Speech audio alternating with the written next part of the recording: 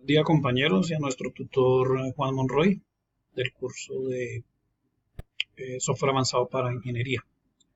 Entonces estamos desarrollando el componente práctico que nos pide instalar LabVIEW y en su primera parte nos dice que asignemos una variable de valor de una distancia en unidades de metros y no las convierta a unidades de milímetros y centímetros. Entonces tenemos para nuestro caso nuestro diagrama de bloques. Lo que hicimos fue entonces colocar un control numérico, un lado, y un control gráfico, por este lado, que se hace de esta forma. Y colocamos un indicador, también numérico, encontramos acá, y también un indicador gráfico.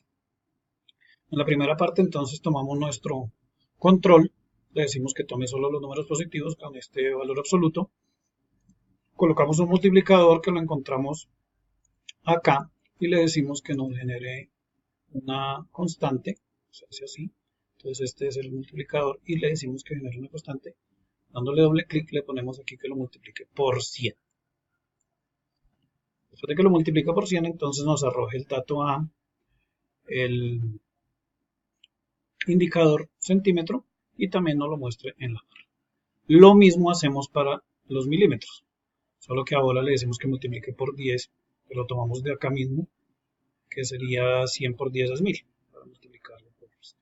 Y lo mismo, que nos lo envíe al indicador y al indicador de barras. Entonces, acá tenemos 45, podemos, por ejemplo, 67, le decimos que no lo corra y acá nos muestra que son 6700 centímetros y 67000 milímetros, nos lo muestra en cada lado. Eso en cuanto a la conversión de metros. La segunda parte nos dice que a una variable de resistencia en unidades ohmios nos calcule las unidades en mega ohmios y en kilo ohmios. Entonces lo que tenemos para eso es lo mismo, le decimos que diagrama de bloques.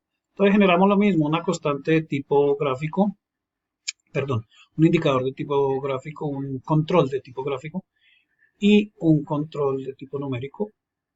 Y para estos colocamos un indicador y un indicador. Lo que hacemos es lo mismo, colocamos acá para que sea en valor absoluto, para que nos dé los números positivos. Le decimos que nos divida por 1000, dado que para que sea un kilo ohmio debemos dividirlo por 1000 y no lo muestre aquí en la indicador. Y ese mismo que nos lo vuelva a dividir por 1000, pues porque un ohmio a mega ohmio sería 1 por 10 a la menos 6. Entonces este es el valor. Le decimos que no lo corra para 100 ohmios, por ejemplo. Entonces ahí tenemos que es igual a 1 kilo ohmios y 1 por 10 a la menos 4 ohmios. Le decimos que sea, por ejemplo, 56 y que nos corra, entonces nos dice que son los valores y que es 0.056 kilo ohmios y 5.6 por 10 a la menos 5. Eso en cuanto a los conversión de ohmios. Después nos dice que en un vector almacene en cada celda los dígitos del número de su cédula, que multiplique cada elemento por 10 y que calcule para el primer elemento el vector seno, del vector el seno, para el segundo el coseno y para el tercero el valor de la tangente. Entonces esto lo hacemos. Entonces acá tenemos. Bueno, esto es muy sencillo. Lo primero que hacemos es colocamos un vector. Eso se hace de la siguiente forma. Le decimos que le asignamos un control numérico. Después de que le asignamos el control numérico, le decimos acá que añada una dimensiones y pues lo tomamos de acá y de esa forma o para acá para que nos cree un vector. En este caso creamos uno de 8 celdas, que es la cantidad de números que tiene la cédula. A ese vector le decimos que lo multiplique por 10. Eso lo hicimos como ahorita, que dijimos que se coloca el multiplicador y que la constante se hace de esta forma. Después de que lo multiplica por 10, entonces colocamos este elemento que es aquí en el array, que es index array. Está acá, que son estos. ¿Para qué nos sirve el index array? Es para indicar que nos extraiga el elemento que se encuentra en la casilla que nosotros les indiquemos. Por ejemplo, en este caso, colocamos este index array, le dijimos que, bueno, generamos aquí un control numérico para decirle, que es este, para decirle qué elemento nos extraiga, y un indicador, que es el que nos va a decir que nos muestra el valor que requerimos. Entonces, lo primero que hicimos fue multiplicarlo por 10 y le decimos que nos lo almacene el indicador múltiplo. Y ahora le decimos en estos que nos extraiga el elemento 1 y a ese elemento le hallemos la función seno. La función seno la encontramos acá. Matemáticas, trigonometría, acá está seno, coseno y tangente, de ahí la sacamos. Le decimos que la función seno y no la aplique, no la muestre en el indicador llamado seno. Lo mismo hacemos para el segundo elemento, que se encuentra en la casilla 1, sería este. Decimos que nos saque el elemento 1, nos le saque el coseno y nos lo muestre en el indicador coseno, como indica acá. Y lo mismo para el tercero. Tenemos que el elemento que está en la casilla 2 sería este. Nos lo saque, no le saque la tangente y no lo coloque en el indicador tangente. Bueno, mi número de cédula es ese. Vamos a colocar, por ejemplo, que fuera 70. Cambia acá, pero mi número real de la cédula es 80-420-611. Entonces, esto es real. Le decimos que nos corran. ¿Y qué es lo que nos hace? Nos lo multiplica por 10 cada elemento. Vemos acá. Después de que lo multiplica, él nos lo selecciona. El 0, el 1, el 2. Lo saca y a cada uno de estos le saca el seno, el coseno y la tangente. Ahora nos pide que coloquemos unas matrices de orden de 4×4 y con ellas realicemos las operaciones suma, resta y multiplicación. Esta parte es sencilla, dado que ya aprendimos cómo se colocan las matrices. Entonces, acá tenemos una ya realizada, pero vamos a mostrar cómo se hace. ¿Cómo se hace esto? Como dijimos ahorita, lo que hacemos es que colocamos a cada constante, colocamos una matriz, le damos, en el caso de las primeras, le damos un control numérico. Le decimos que nos añada dimensión y lo tomamos acá a la parte y lo podemos hacer 4×4. De esta forma generamos nosotros la matriz, que es la que ya tenemos acá. Y lo mismo hacemos para esta, que es las dos matrices que escribimos nosotros. Y escribimos una matriz final, sería esta, que es para recibir los resultados. Esa se hace de la misma forma. Le decimos que escriba una matriz, perdón, un vector. Le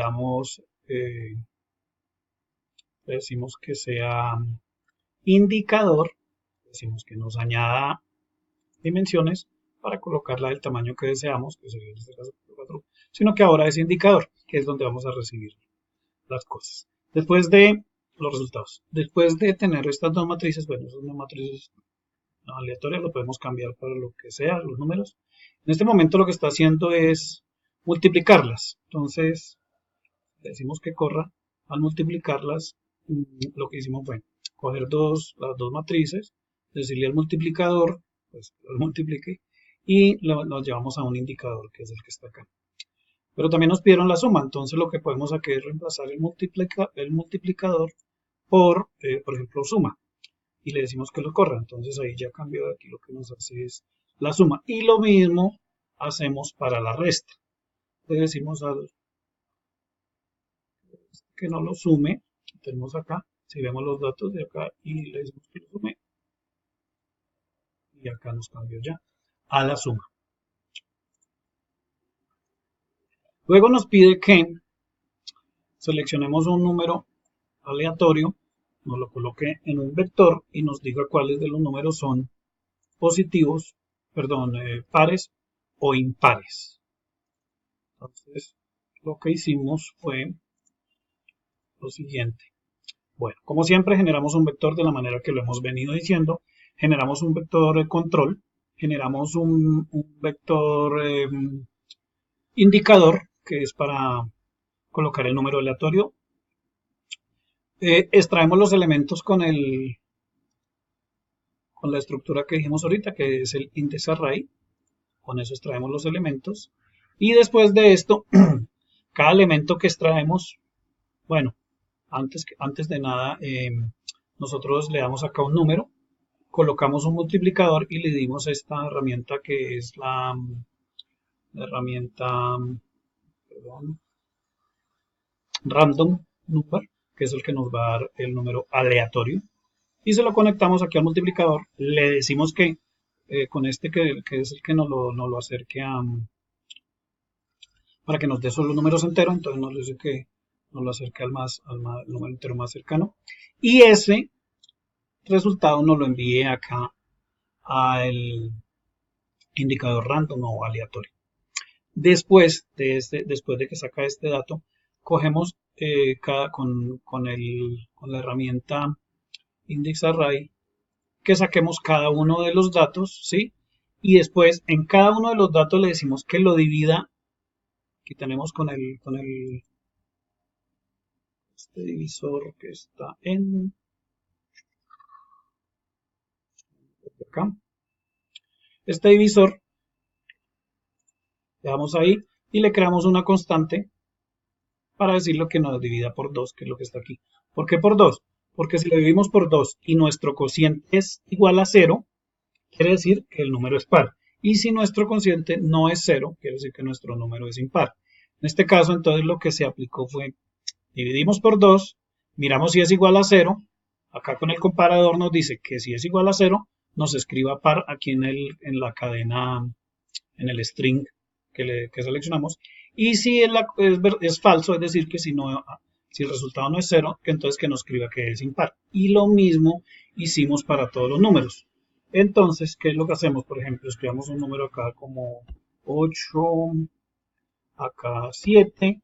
Entonces, al correrlo, el que nos va a hacer, nos va a buscar un número aleatorio acá, nos va a decir que el primer elemento es tal, el que salga, el segundo elemento es el que sigue y nos indica si es par o impar. Entonces, al correrlo, aquí vemos, nos cogió que 120 es el número aleatorio, nos dice que el primer elemento es 1 y que es impar, nos dice que el segundo elemento es 2 y que es par, y nos dice que el segundo elemento más. Lo mismo, si lo repetimos, nos crea acá que el primer elemento 2 es par, par, par, y el 0, todos son pares. Y un último ensayo sería 7, 8 y 2, entonces nos dice acá que el primer número es impar, el segundo es par, y el último también es par.